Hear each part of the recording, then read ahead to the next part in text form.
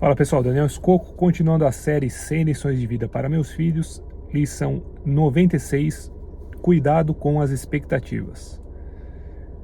Primeiro ponto, é normal ter expectativas, né? Faz parte de como a cabeça do ser humano funciona. Então a gente vai criando mapas mentais de como a gente acha que as coisas vão ser, né? Como alguma dinâmica, ou alguma situação vai avançar e assim por diante. Dito isso, dependendo do tamanho das suas expectativas, de como você interpreta e lida com elas, elas podem acabar gerando muita frustração, tristeza e outros sentimentos negativos e afetar, né, o seu dia a dia aí, o seu bem-estar, sua serenidade. Por isso que eu acho que é importante você ter essa consciência e aplicar algumas estratégias, né, que eu já vou chegar nelas. Inclusive tem uma frase ou uma equação, melhor dizendo, bem interessante, que diz que felicidade é igual a realidade menos expectativa. Ou seja, o seu grau de felicidade ou satisfação, né, numa certa situação, num certo contexto, ele vai ser determinado pela realidade, o que de fato aconteceu, né, o resultado que você teve nessa situação, como as coisas estão, menos a expectativa, né, do que você acha, a expectativa que você tinha para aquela situação, para aquele contexto. Portanto, se o resultado foi bom, mas a expectativa que você tinha era acima daquilo, você vai ficar infeliz, né? A conta vai dar negativa, o resultado vai dar negativo. Você vai ficar infeliz, vai ficar frustrado.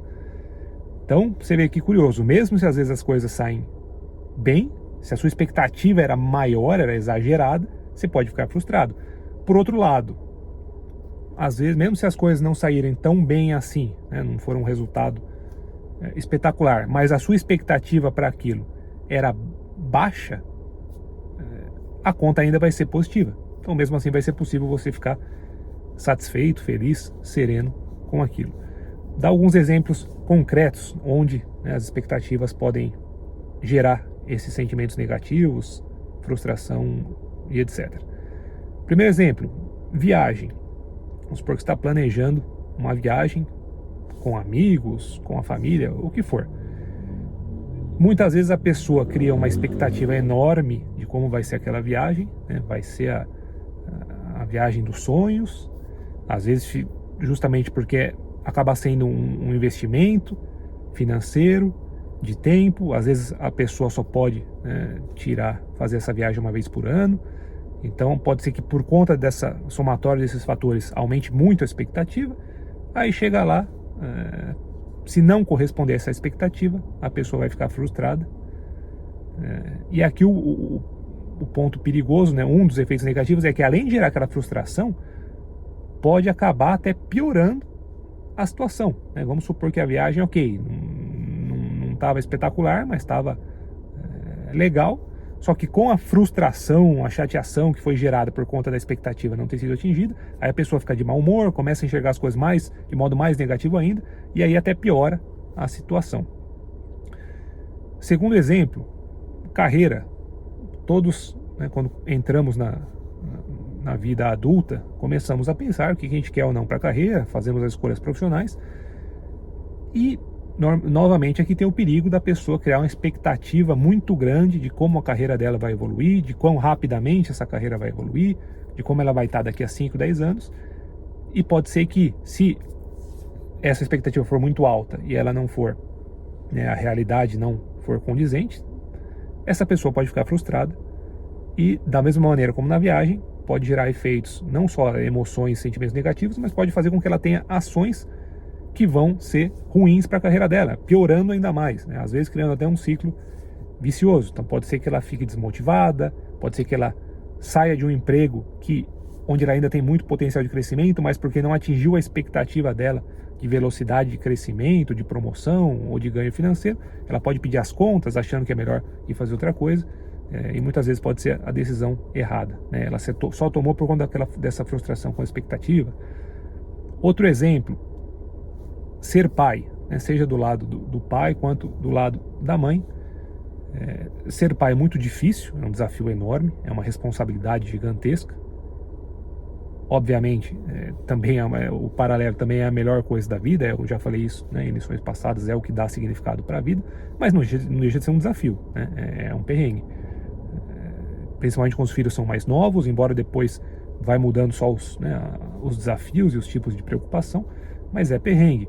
Então, às vezes, se a pessoa entra nessa vida, né, opta por ter os filhos, mas a expectativa que ela tinha era aquela de comercial de margarina, né, família feliz, todo mundo tomando café junto, e acorda todo mundo de bom humor, e os filhos super obedientes e não tem nenhum problema. Se ela entrar com essa visão, tá fadada a se frustrar, a ficar infeliz, ou coisa até pior, né, ou entrar em depressão, existem muitos casos. Então, é mais um exemplo aí onde expectativa errada ou expectativa muito alta, né, acaba criando problemas. Quarto e último exemplo, relacionamentos, sejam eles amorosos ou de amizade ou profissionais. Muitas vezes também a gente projeta uma expectativa muito grande no outro, de como o outro vai se comportar, como vai ser esse relacionamento. Vamos falar do relacionamento amoroso, por exemplo.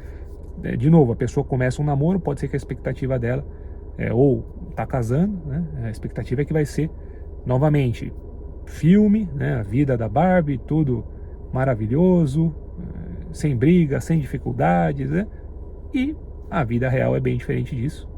Todo relacionamento é difícil, como eu falei, seja de amizade, seja de trabalho, seja amoroso, todos eles têm as suas dificuldades, vai ter que passar por dor de barriga, vai ter que resolver problema.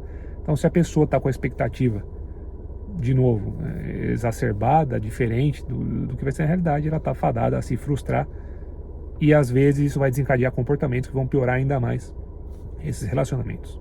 Então, acho que já ficou claro aí. Então, para finalizar, algumas estratégias que eu acho que você pode usar nesse sentido. Primeiro, se possível, o ideal, visto que as expectativas acabam muitas vezes tendo esse efeito negativo, o ideal seria você conseguir ter zero expectativa.